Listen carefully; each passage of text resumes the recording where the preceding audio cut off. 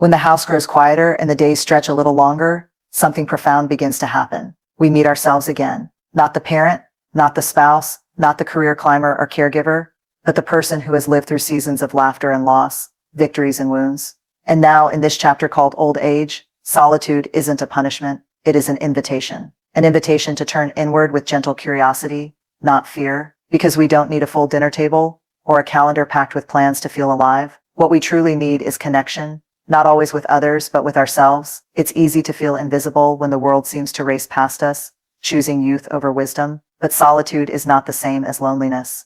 One aches, the other heals. In our culture, we've been taught that happiness is something that comes from outside, children, spouses, community. But there is a quiet kind of joy that bubbles up when we slow down enough to hear our own breath, to touch the texture of the present moment. That kind of joy doesn't shout, it whispers, and it waits for us in the simplest places.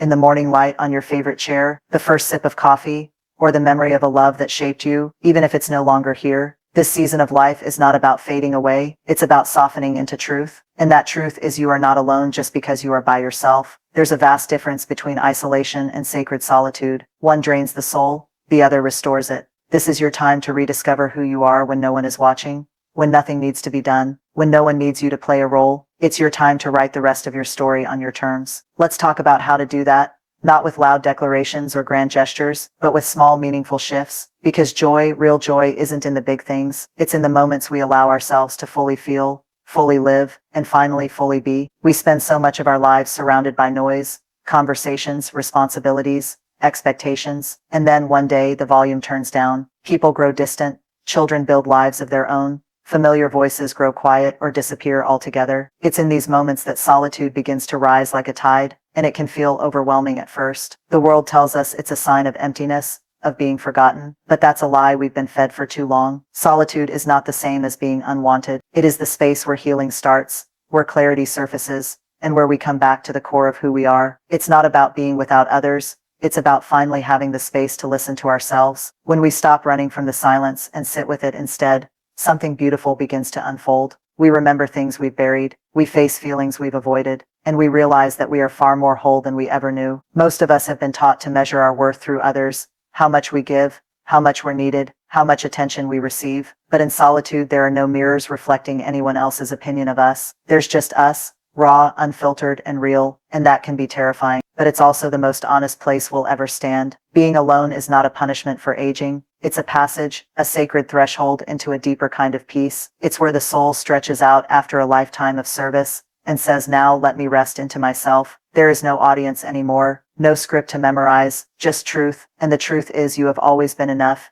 even when the world was too distracted to see it. So what if we stopped treating solitude like something to endure and started treating it like something to embrace? What if we allowed ourselves to feel held by the quiet instead of haunted by it? What if we could trust that we are not missing anything by being alone, because this moment right here is whole? What if, when life slows down and the rhythm changes, our days can start to feel hollow, like empty spaces we're unsure how to fill? That's where rituals come in, not routines out of obligation, but sacred moments we choose, moments that tell our soul, I see you, you still matter, you still belong here. Rituals don't have to be big or impressive. They don't need anyone else's approval. They just need your presence. It could be something as simple as sitting outside with your morning tea and letting the sun touch your skin before the day begins. It might be lighting a candle every evening and allowing yourself 5 quiet minutes to breathe and come back to center. Maybe it's playing a favorite song that reminds you of a younger version of yourself, the one who's still inside, still hoping you'll say, I haven't forgotten you. These rituals become anchors in a world that sometimes feels like it's drifting. They remind us that joy doesn't come from excitement or chaos.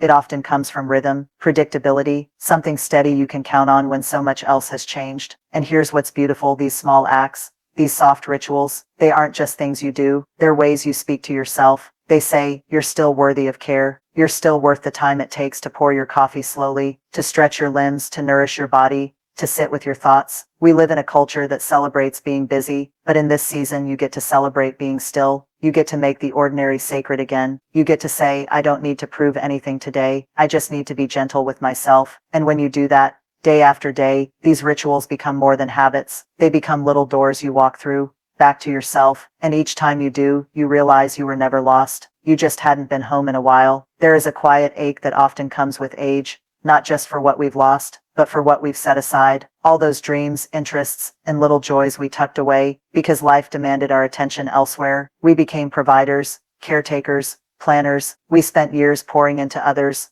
often at the cost of our own inner spark. But here's the beautiful truth. Just because a flame has dimmed, doesn't mean it's out. It's still there, waiting. This stage of life isn't about endings. It's about rediscovering what once made you feel alive. Maybe it was painting or gardening or music. Maybe it was writing letters, cooking elaborate meals, solving puzzles, or dancing barefoot in your living room. Maybe it was something you loved as a child, something silly or small that made you laugh until your stomach hurt. Or maybe it's something you've never tried before because you were always too busy, too tired, too afraid of not being good at it. But now there's time, now there's space, now you get to do things just because they make your heart feel light. It's never too late to try something new, never too late to be curious again. You don't have to be perfect, you just have to be willing to follow wonder where it leads you, willing to make a mess, willing to laugh at yourself, willing to be a beginner, because joy lives there in the mess, in the laughter, in the courage to explore even when no one is watching. This isn't about impressing anyone or achieving anything. It's about giving your soul permission to play again. Passion isn't just for the young. In fact, it means more now, because it's not about chasing a future. It's about being fully alive in the present. And when you step into that space,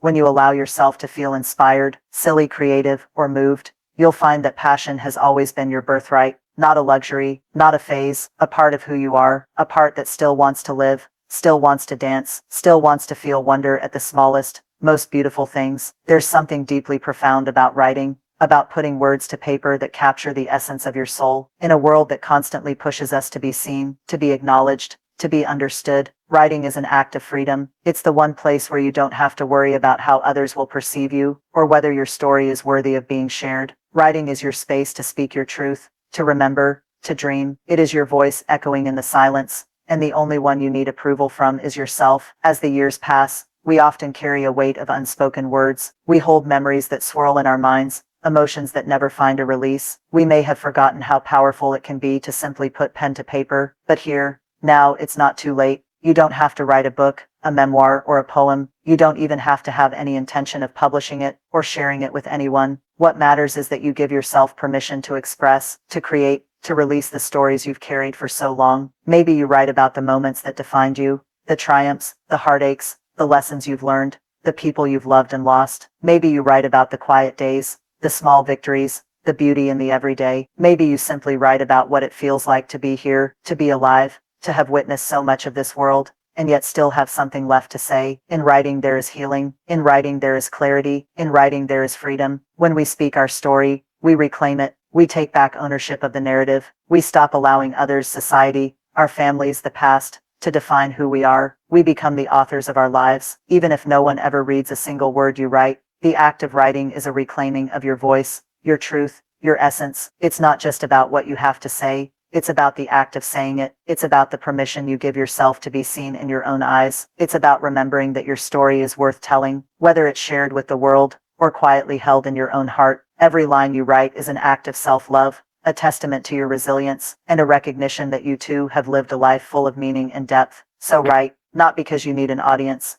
but because you need to remember. You need to connect with the parts of yourself that have been hidden, that have been waiting to be heard. Write because you deserve to tell your own story, in your own words, without apology. We often spend the first half of our lives taking our bodies for granted, pushing them to the limit, ignoring their signals, or trying to shape them into someone else's ideal. But as we age, our bodies begin to shift. They remind us of their fragility, of their strength, and of their capacity for resilience. And in these changes, there's an invitation to finally honor them, not just as vehicles that carry us through life, but as sacred vessels deserving of our care. Your body has given you everything. It has carried you through years of laughter and tears, moments of joy and sorrow, successes and failures. It has held your spirit through it all, never asking for anything in return except love, respect, and attention. Now in this phase of life, it's your turn to return that care. And it's not just about what you eat or how much you exercise, though those are important too. It's about how you tune into your body, the way you listen to it when it whispers for rest, when it asks for a little more movement, when it craves nourishment. This stage is about cultivating a relationship with your body that is built on kindness, not judgment. It's no longer about trying to achieve someone else's idea of beauty or strength.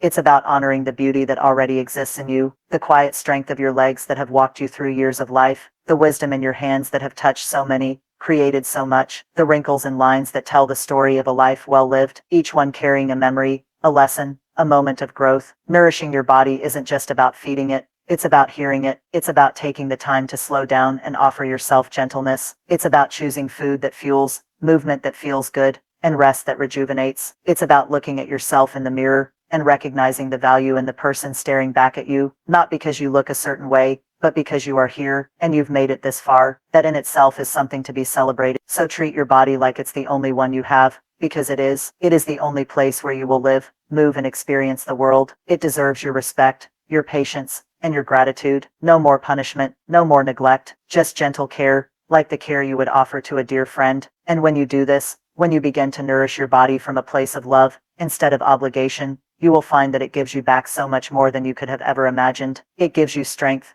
It gives you energy. It gives you peace. Because when we love our bodies in the quiet, honest ways they deserve, we create a home where our soul feels safe, seen, and cherished. There is a deep yearning within all of us to connect, to share our lives, our thoughts, our hearts with others. And as we grow older, we may find that the people who once filled our lives with presence and companionship begin to fade. Children grow up and move away, friends pass on or drift apart, and sometimes we find ourselves facing the quiet of solitude. In these moments, the desire for connection can feel even more intense. But here lies the quiet wisdom. True connection begins with you. For years we've been taught to find our worth in the eyes of others, through relationships, achievements, or societal expectations. But there's a different kind of power that comes with being whole without needing validation from anyone else. When we begin to cultivate our own sense of self, rooted in love, understanding, and acceptance, we no longer rely on others to fill the void. We are already complete. This doesn't mean we stop seeking connection. It doesn't mean we shut ourselves off from the world. Rather, it means we begin to approach relationships from a place of fullness, not emptiness. We're no longer chasing companionship to fill a hole in our hearts. Instead, we invite others into our lives because they add to the joy we've already found within ourselves. We allow others to be a part of our journey, not the reason for our journey. The relationships we form later in life, whether with friends, family, or even new connections,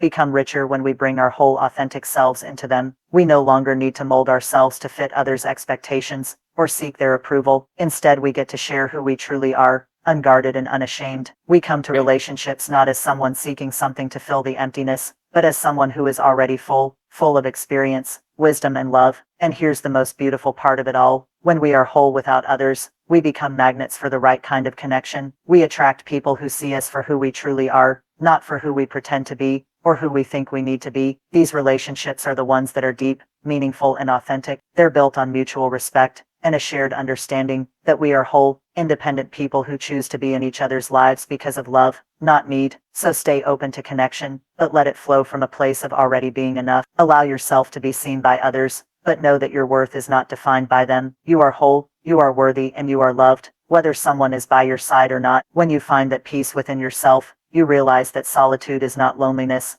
and true connection starts with the acceptance of your own company. You no longer need anyone else to complete you. You are already complete, and from that place of wholeness, you can share your light with the world, without fear, without shame, and with all the love you've always had inside. Conclusion: in the end, this stage of life isn't about counting the years that have passed. It's about savoring the moments that are still here, the moments you have the power to shape. Embrace the gift of solitude, not as something to fear, but as a chance to rediscover the depths of who you are. Let your rituals bring you back home to yourself, where peace and presence can thrive. Don't be afraid to rekindle old passions or welcome new ones into your life, because it's never too late to feel the spark of creativity, joy, and wonder. Your story is yours to write, and in each word you pen, you reclaim the power to define your truth. No matter who is watching, nourish your body like it's the temple that has carried you through it all, because it is. And finally, stay open to connection, but let it be rooted in the fullness of your own being, knowing that you are whole, you are enough, and you are worthy of every beautiful moment that lies ahead. Life may have changed, but that doesn't mean it's over. This is the time to live deeply, to embrace solitude without fear, to find joy in the small things, and to move through the world with the quiet confidence that comes from knowing that at last, you are exactly where you need to be, whole, content, and ready to create new chapters. And in this new chapter, you get to decide what joy looks like, what fulfillment feels like, and how you want to experience each day. You are not alone in this. You have yourself, and that, my dear friend, is everything.